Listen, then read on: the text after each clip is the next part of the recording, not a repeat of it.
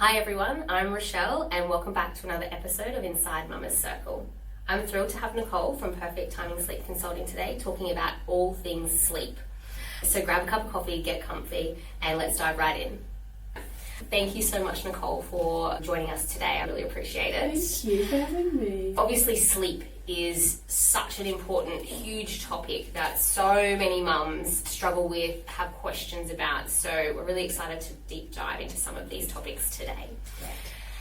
Can you start by introducing yourself and your why to become a sleep consultant? I'm Nicole. I am the founder of Perfect Timing Sleep Consultant. I'm an infant and child sleep consultant. I work from newborns right through to 4-year-olds and everything in between. My why is that I'm so passionate about mums. I love hanging out with babies every day, children every day, but honestly mums are really where my passion lies, and I really want every mum to be able to be the best mum that they ever thought they would be. So. And I think I love that when you come to our mums groups that you really preface that, because our mums prioritising their own sleep and wellness is actually the most important thing. So I really love that you do that with our groups. You talk about that as the outset, which is amazing. Yeah. Can you start by busting the biggest myth you hear from exhausted new parents? Yeah, I think the biggest myth is that and I was the same, we go into parenting and we think that our babies are going to be really predictable or they're going to kind of sleep. I definitely thought that babies just sleep, particularly newborns, but I think the first 6 to 12 weeks of being a parent or having a baby is the most unpredictable time. We think that they're going to be these sleepy newborns, but in fact they have short naps, they wake frequently, they're easily stimulated, and it is just really hard. So I think the biggest myth is that we think that they're going to be these sleepy babies when they're really not. Yeah, I think also that the stimulation part of it, I think that was something that I wasn't really prepared for, not knowing that they can get overstimulated so easily, and that contact naps were a thing. I thought you just put the baby down and they would be like, okay, great, we're going to go to sleep now. So I can definitely resonate with that. You think they're going to sleep or they're going to be predictable, which is not the case. And so what does normal newborn sleep actually look like in the first 6 months? Yeah, and I think the first 6 months is like a huge range developmentally, sleep-wise. So yeah, I think the first 6 to 12 weeks, they're really unpredictable. They spend a lot of time in active sleep. This is where we see those really noisy newborns, right? They're snuffly, they're grunty, they're trying to escape. They really like active sleepers, and they don't have a fully developed circadian rhythm. And obviously for Thai mums, that's not it's super important, but what that means is that they're not predictable. As they get older, that 3, 4, 5-month-olds, they become a lot more predictable for us, or we can expect a lot more from them. Versus the newborns, it's more about biology and about just going with it. In that, those bad habits that people talk about or that your grandmother talks about, you can't be holding that baby the whole time because it's going to create a bad habit. So with that, in the first 12 weeks, that's not a thing, is it? You're not going to create bad habits? No, I think you can never... Look, my motto is there's no such thing as a bad habit. It's just if something's not working for you, then you can definitely change it.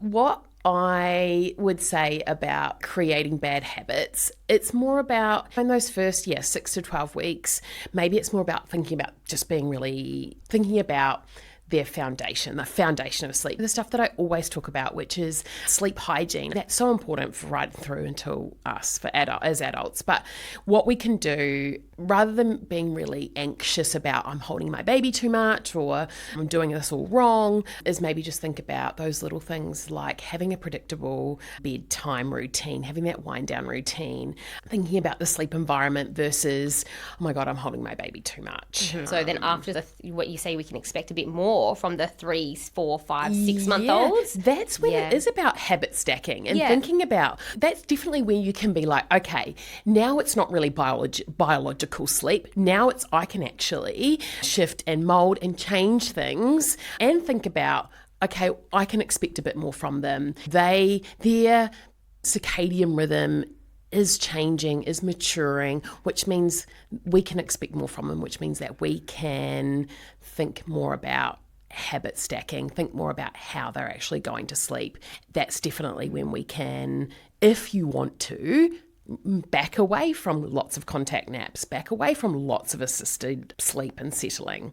So I guess all in all, there's no such thing as a bad habit. In the early days, what I would say is think about how can I set myself up for success, and think about the foundations of sleep.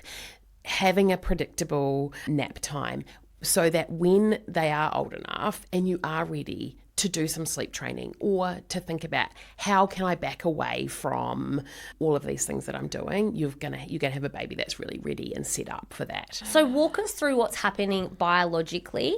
How are newborn sleep cycles different from adult sleep, and when does that start to shift? And I think this is really important, and this is where I have a lot of conversations around the 4-month sleep regression, right? So before 4 months, and generally around the 6 to 8 week mark, this is when our little ones start to produce their own melatonin. And when we think about how melatonin interacts with the circadian rhythm, so this is what really sets our awake and sleep cycle. So when they start producing their own melatonin, which is around the 6 to 8 week mark, this is when we can start seeing our babies that maybe were really sleepy start to be more wakeful. They start to get harder to settle. They start having really short naps. And then we kind of transition into that 4-month sleep regression or progression, what I like to call it, or a system upgrade.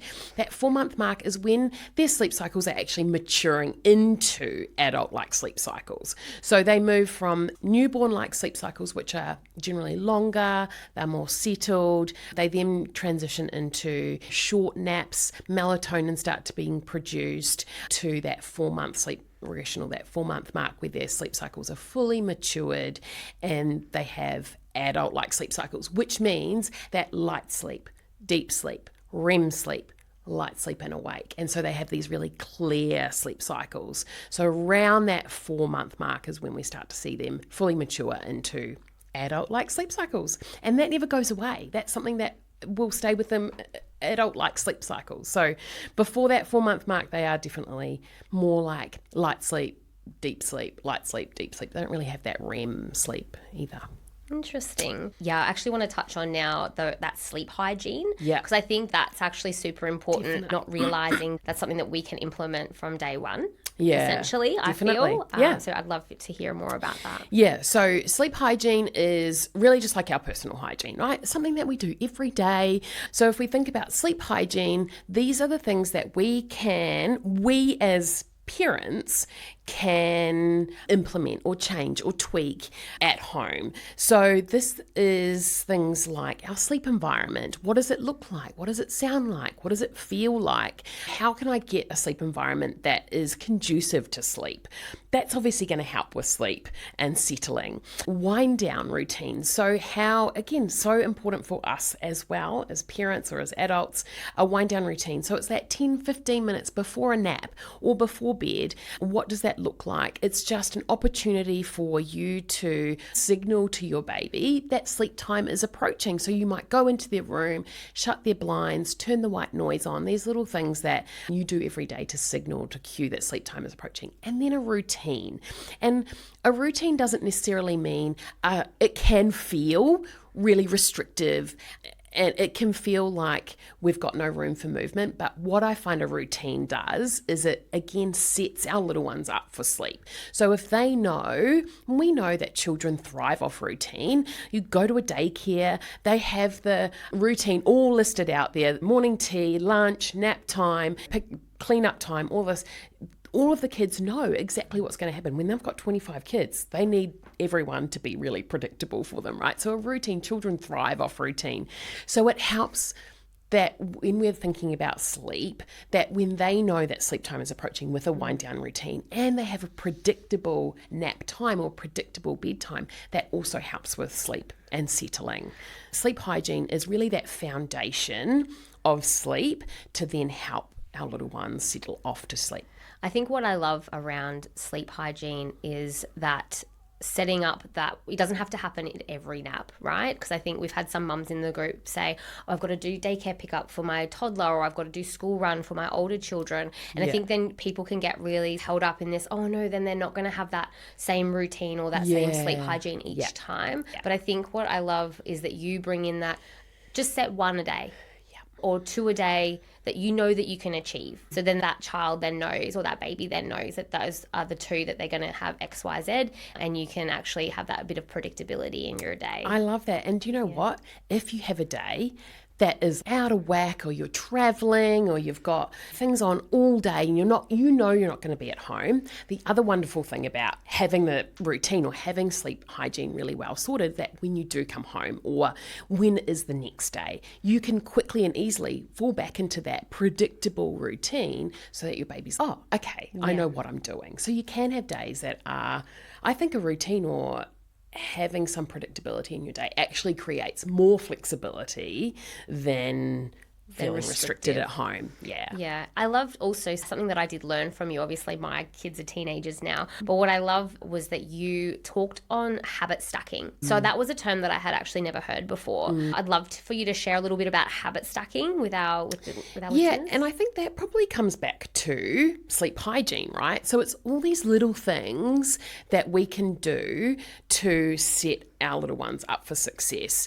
In the end, we can do all of the things. We can help them. We can settle them. We can do all of the settling. So like the rocking and the patting and the shushing and the jiggling. That, right?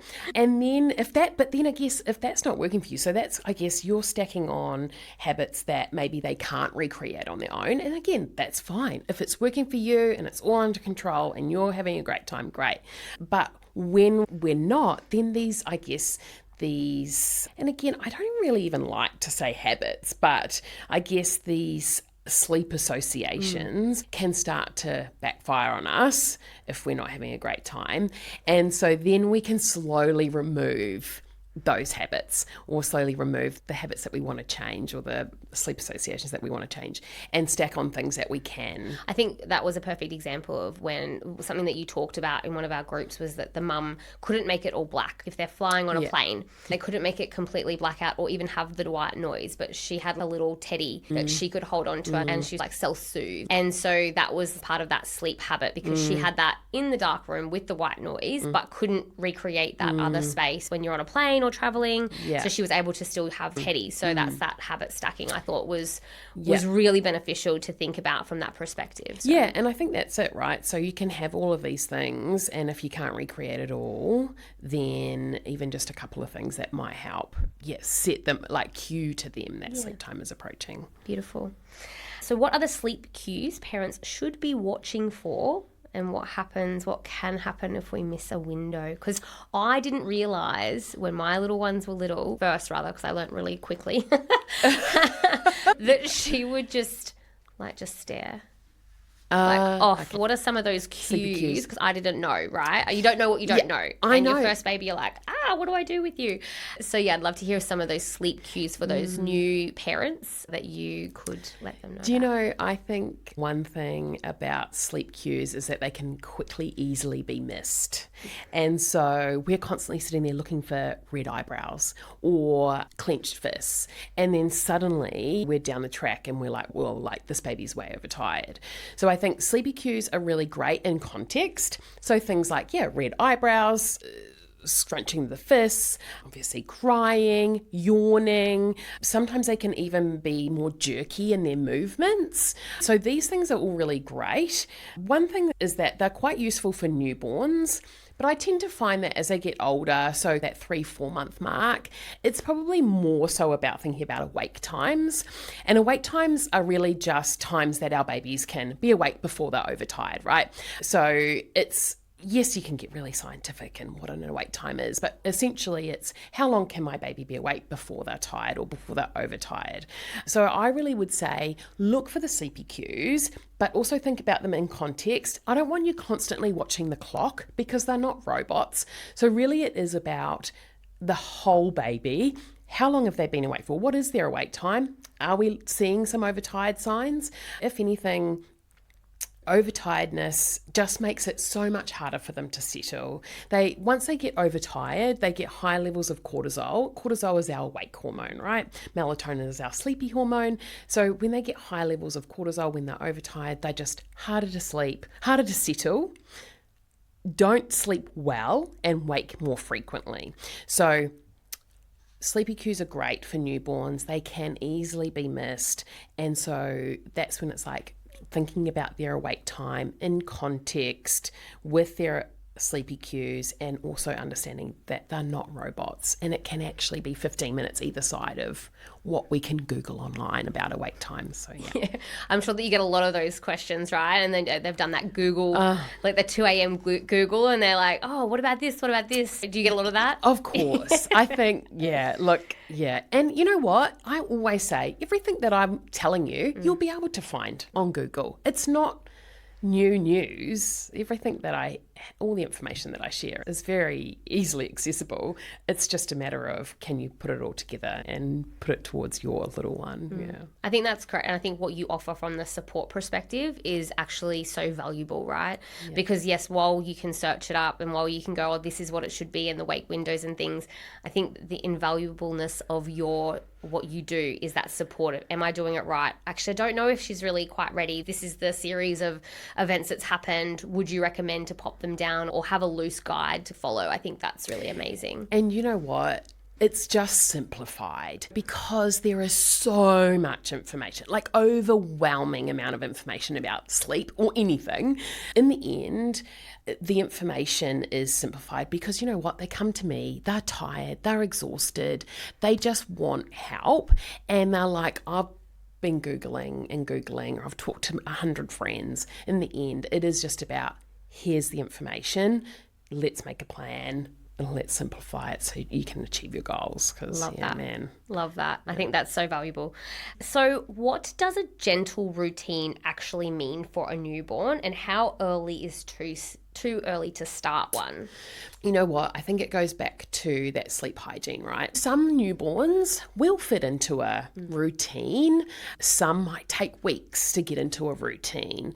Some are a lot more predictable when they're kind of 3 or 4 months old. You know what? I think in terms of what is a gentle routine for a newborn, it's probably going back to the sleep hygiene stuff. So just thinking about, where do I actually want to go with my little one's sleep? Do I want to be predictable? Okay, we can start with a wind down routine. Start with a rough time that you're going to be putting them down, but know that a newborn often won't fall into a routine, and I would be more thinking about, hey, those awake times, ensuring that they're not super overtired, rather than trying to be really structured for a newborn. It's just impossible sometimes. So with that, like, I love that you've helped that whole concept around the gentle routine and going with that and starting with that sleep hygiene. This was many years ago, obviously my oldest is 18 this year, but it was the feed, play, sleep routine, which I had no idea about. I'll put my hand up and be like, oh, my baby was awake for 5 hours at 4 weeks old. Why is she screaming at me? She should be so tired. Ringing my twin sister, going, why will she not stop screaming? And she said, did you do the feed, play, sleep? I went, what is this? So I'm sure everybody else already knows this, but would you mind just sharing this? You know what? It is a really simple way to think about having a rough guide and a rough routine. In the end, what feed, play, sleep is actually doing is separating feed and sleep, right? And you know what? A lot of the time, little ones, parents come to me, they have a feed to sleep association, right? So if you feed them, then have a downtime or a playtime, exert some energy, and then go into sleep, that's obviously moving that. It's just, all it is doing is just separating feeds and sleep and allowing them to have a bit of time to exert some energy before bedtime. And I think it is super simple, but it's really helpful. Yeah, and something that I would definitely talk about with my newborn clients. Yeah, beautiful. So sleep deprivation is brutal. I actually loved how you said in one of the groups where there's tired but caffeinated or something, those T-shirts that are going around, and that you actually have a real aversion to that because it's almost like accepting that's just normal, that your baby just will never sleep and that you're just going to caffeinate and be okay. So yes, we recognize sleep deprivation is brutal. How do you balance the practical advice you give with empathy for how depleted parents are feeling by the time they reach you? And I think I just touched on that, right? Like, parents are coming to me. Look, I would love it if every parent came to me with their newborns and were like, this is my goals and this is what I want to do. I'm not sleep training newborns. I think that just doesn't happen. Look, 9 times out of 10, people are coming to me. They are absolutely wrecked. They're exhausted.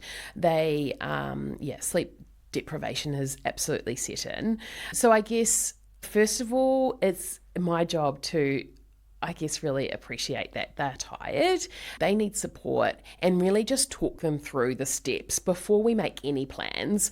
More about what are your goals? Okay, this is really age appropriate. They're achievable goals. And then when we make the plan, it's a simplified plan. It's not a plan that's got 20 pages of scientific information, because at that point, that's not what they need. What they need is some guidance. They need a plan that's going to suit them and their little one, and that to understand that their goals are achievable. So I think sleep deprivation, it's not about, they don't need a scientific paper from me.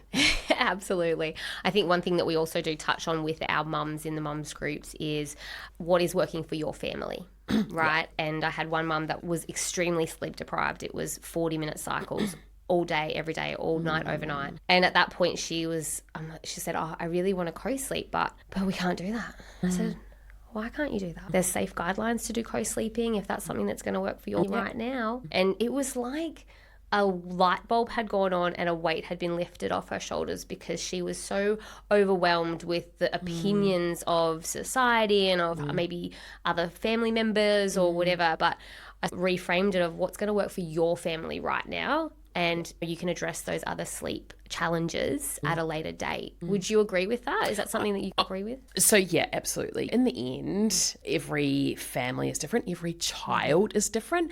A lot of the time, families are like, this is what I want to do, but the baby's actually, this isn't what I want to do. That's a really interesting topic, actually. I'd never considered that too. So, okay, sorry. Yeah, continue.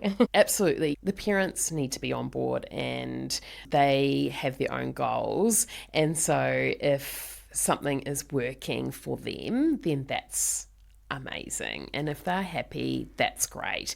Whatever's not working, then absolutely you can change it. But yeah, you definitely need to consider the child's temperament, because that might not necessarily align with the parenting style. Yeah. Can you identify that? Like from all of the babies hundreds of babies and families that you've worked with, can you really identify that? I find that fascinating. Because I think it comes down to a parent wants to be quite hands-on with settling, which is understandable, and often they get to a point where they're calling me because they've been quite hands-on and it's not working anymore, right? So I've got the 6-month-old baby and he's always enjoyed being rocked to sleep and we've never had a problem, and then he's taking hours to settle. Nothing's changed. They've been doing the same thing, but now he's not settling, or it's taking a long time for him to settle.